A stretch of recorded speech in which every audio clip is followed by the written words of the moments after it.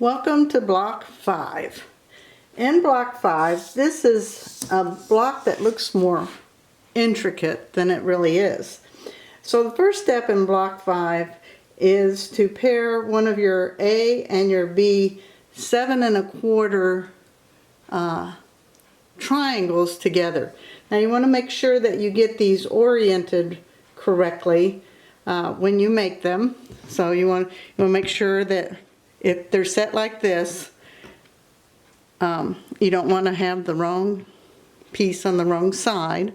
So look at your picture to help guide you, and you're going to sew all 4 of those together, making these units. When you get done with these units, you need to take your scissors and trim off these little dog ears that are on the top, and you want to make 4 of those. Then you're going to take your C triangles, those 4 7/8 triangles that were cut, squares that were cut in one diagonal, and you're going to pair them up with one of your A rectangles. Now you want to make sure again that you get these lined up correctly before you start to sew. So use the picture. I'm using the upper right corner of the picture as I lay this out, so you can see it's going to be like that. And then you're going to flip this over and sew it. And you're going to end up with 3 of these, or 4 of these units. Better end up with 4, you won't have a block, with 4 of those units all sewed together. So just take a little extra care that you sew the A and B triangles correctly, with the background one on the left and your colored one on the right, and that they're pointed upwards. Just take a few extra seconds to look at the picture and make sure you have them all lined up. All 4 of them are made exactly the same way with the rectangles and the C triangles, that they're all lined up correctly. Then you're going to take your ruler. After you get these sewn, you got to make these units into a triangle. So to do that, I'm going to get my ruler here, and I'm going to line up my 45. Those of you that have my rotary cutting class know I like to line up when I'm cutting degree angles. I like to use the lines of my ruler to line up, then I'm just that much more accurate. So I have my 45-degree line lined up right here.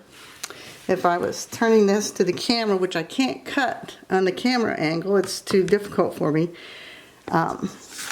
But here's my 45-degree. I have the paper on my 45-degree line, and that's at the bottom of this unit.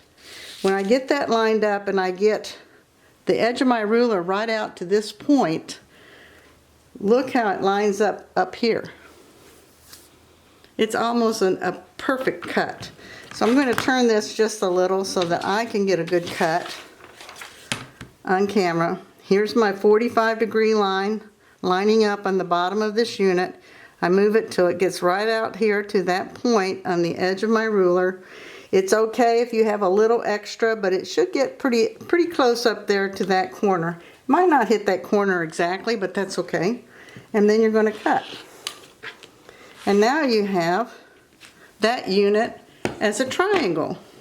And it is just almost amazing how that unit will pair up perfectly with this unit. It's almost like I intended it to be that way. So then after you do 4 of these and 4 of these, you make them into a square, and you'll end up with 4 squares. You sew the 4 squares together, and you have, here's a completed unit. That's all 4 pieces are together. So you're going to end up with 4 of these. And once they're sewn together, you sew the 4 squares together and you have the block. It's as easy as that.